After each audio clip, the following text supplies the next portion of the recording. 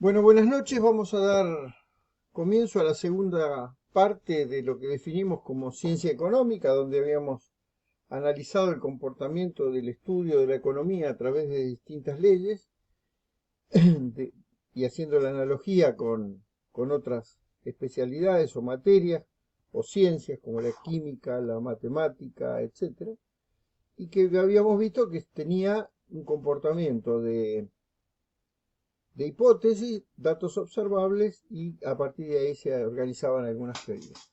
Cuando analizamos la economía real, podemos decir que son bienes económicos, ya sea materiales o inmateriales, con la posibilidad de tener usos alternativos y de los cuales se vale la economía para satisfacer las necesidades de los individuos. Podemos hablar obviamente de bienes tangibles, ¿eh? Casa, coche, lavarropas, etcétera, como servicios, educación, transporte. Un bien económico se dice que es escaso en relación a la multiplicidad de necesidades que existen y se pone y que pone utilidad en la medida de satisfacer esa necesidad. Miremos los bienes económicos de una manera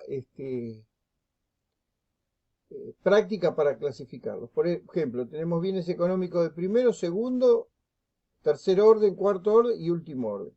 Empezando por el último orden, observamos la naturaleza o la tierra y el concepto de trabajo. Después, si empezamos desde arriba, el primer orden estarían los bienes materiales, tanto duraderos como perecederos, siendo los perecederos los de consumo, y los duraderos de uso. Y después los inmateriales como prestaciones laborales. Y los de segundo orden ya los ubicamos a las instalaciones industriales, a la maquinaria, a la materia prima. Pero podemos ordenarlos o clasificarlos de otra manera, de acuerdo al tipo de bienes en su grado de escasez, funcionalidad, grado de transformación, facilidad de acceso y según su renta. Por ejemplo, en el grado de escasez tenemos bienes libres y económicos. Respecto a su funcionalidad, los de consumo o inversión, los, de acuerdo a su transformación, intermedios o finales, y así sucesivamente para todos los casos.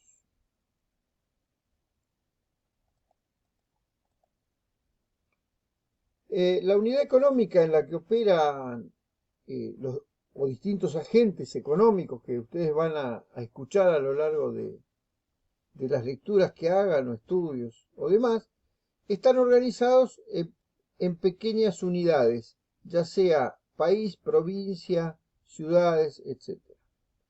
La familia son las unidades económicas mínimas del sistema y se dedican o se ocupan de lo que es el consumo de las cosas. Ellos tienen una determinada renta por la cual prestan servicios y a partir de ese dinero que obtienen van y consumen.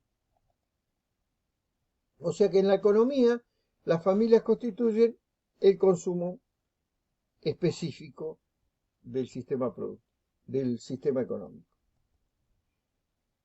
En cambio, las empresas son las protagonistas del proceso de producción.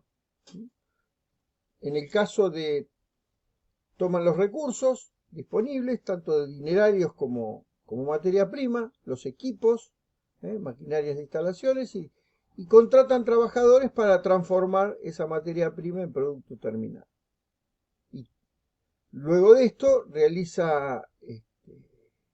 realizar este proceso de transformación, obviamente buscan obtener un beneficio o ganancia. O sea que esas son empresas lucrativas. Y su objetivo básico es producir para obtener renta o beneficio. En cambio, las unidades públicas, o sea, el Estado, tiene un rol distinto. Si bien se comporta como una empresa más, tiene un rol social. O sea, se dedica a mantener carreteras, escuelas, brindar servicios, y qué sé yo, a través de lo que se denomina el gasto público. Y obviamente cobra impuestos por esto. Ahora lo vamos a ver de manera sintetizada. Una magnitud económica es una variable mensurable de la cual se vale la economía para analizar los procesos de crecimiento real y monetario de la sociedad. Este análisis se incluye dentro de lo que denominamos en su momento macroeconomía. Por ello es más exacto hablar de macromagnitudes o magnitudes agregadas. Existen variables reales, un producto determinado, y variables monetarias nominales. Las variables reales multiplicadas por su valor en el mercado se convierten en variables monetarias y son las que se analizan. También es necesario distinguir entre variables de fondo o stock que no tienen tiempo para su definición. En cambio, existen las variables de flujo que sí precisan del tiempo para su definición. Y como por ejemplo acá tenemos el producto nominal y el PBI, el producto bruto nominal, y el producto bruto por poder adquisitivo. Entonces podemos observar cómo una variable está por encima de la otra en función de la información que daremos a continuación o en las próximas clases. Acá lo que les presento básicamente es el comportamiento del Producto Bruto Interno, definido como la cantidad de bienes y servicios finales que produce un país en términos monetarios, y como podemos ver, al estar por debajo de cero y por un periodo superior a 3 meses, podemos decir que estamos en una etapa recesiva. Entonces, todos esos puntos que están por debajo del cero, nos dice que no hay crecimiento económico en esta región. Y como observamos, producto de la pandemia, estamos en el peor nivel de la historia, desde el año 1900 a la fecha. Ustedes muchas veces nos preguntan básicamente qué es el número que indica el riesgo país. Es un indicador que da una empresa privada que toma distintos elementos de la sociedad como corrupción, capacidad de hacer negocios, libertad económica, flexibilidad laboral, etc. Un montón de elementos que determinan un número y se acordó aceptar ese número, las sociedades acordaron aceptar ese número que produce esta organización privada como indicador del mayor valor que habría que ponerle al interés de los préstamos para invertir en ese país. En caso del 2001-2003, tuvimos los máximos niveles de riesgo país porque se entró en caída libre. Yo supongo que básicamente no vamos a llegar a niveles de esta característica, pero podemos ver cómo se fueron comportando por abajo de 1000 y por arriba de 1000 en las distintas etapas del último tiempo. Cuando termina la era Macri, estábamos en el nivel más alto del riesgo país, y que luego del cambio de gobierno y por las posibilidades de entrar en cesación de pagos, estamos ahora habiendo alcanzado casi los 5000 puntos, 4000 y pico de puntos. Bueno, que eso esperemos que se solucione.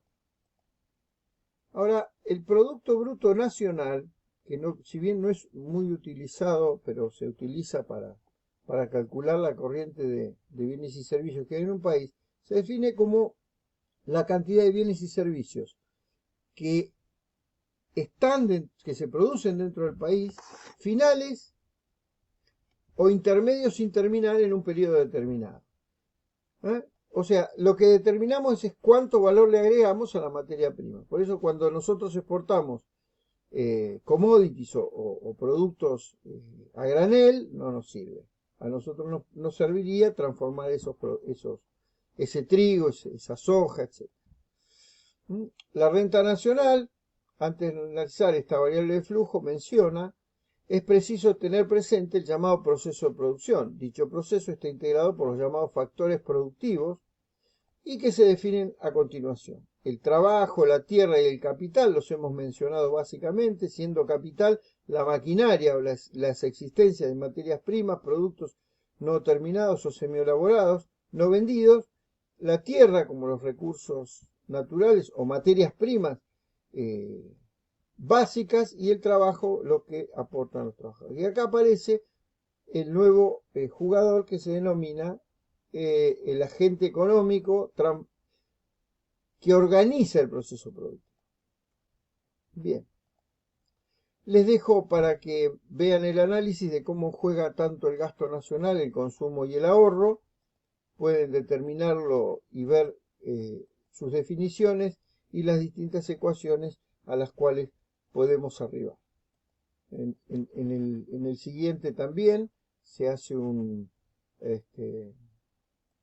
una secuencia de cálculo muy elemental, donde aparece el gasto nacional, el producto nacional, y ven cómo equilibra. Bueno, eso es un pequeño desarrollo matemático que se los dejo para que lo analicen. Pero en este caso lo que me interesa, y volviendo al inicio de la charla, es ver cómo entienden ustedes lo que se denomina el flujo nacional, circular de la renta y cómo los mercados, tanto de factores o servicios, van jugando para que una economía se ponga en marcha y observen cómo se mueven los flujos.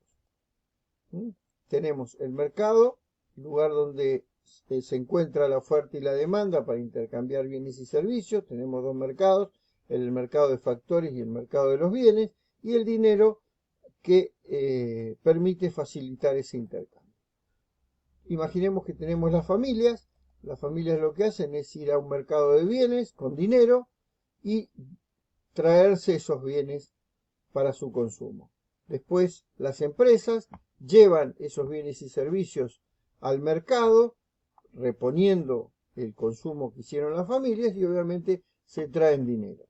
Acá tenemos un esquema de flujo de economía real y de economía monetaria, y va a estar contemplada como que las familias van a ofrecer al mercado de factores su mano de obra y se llevan su salario jornal. Y por otro lado, las empresas se llevan del mercado de factores tierra, capital y trabajo y aportan dinero. Este modelo elemental puede completarse de esta manera, donde tenemos el mercado de bienes, el mercado de factores, las familias, las empresas, pero ahora juega en esta parte el Estado.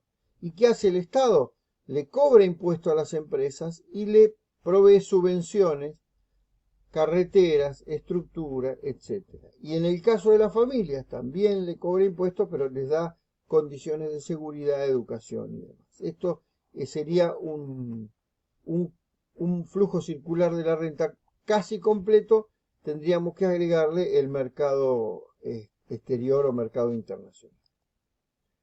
Un modelo de presentación de la variación del Producto Bruto. Dijimos que en la medida de que una economía se mantenga durante 3 periodos por debajo del año anterior, decimos que estamos en recesión porque no crece, y esta es una variación desde 2011. La economía argentina dejó de crecer, como podemos ver, dejó de crecer, tuvo algún impulso entre 2005 y 2010 y acá se estancó. Años anteriores había tenido un crecimiento, pero también se estancó. O sea, esto nos dice, ¿sí?, por qué estamos como estamos y por qué la gente menciona que las cosas no están funcionando bien. Según la base del Banco Mundial, el producto per cápita de Argentina alcanzó 20.000 dólares per cápita de poder adquisitivo, de paridad de poder adquisitivo, pero se desmanteló. Hoy estamos mejor ni mencionar en cuánto estamos porque se asombraría. Antes de la pandemia habíamos pasado de un valor de 16, 17.000 a 11.000 dólares per cápita, que es lo que en promedio recibe un argentino por la cantidad de bienes y servicios que hace. Y eso mide el crecimiento del país. En Argentina, en el ranking global, puede observarse la siguiente gráfica. Bueno, simplemente creo que hemos dado por finalizado. De esto voy a hacer una mención especial durante la clase.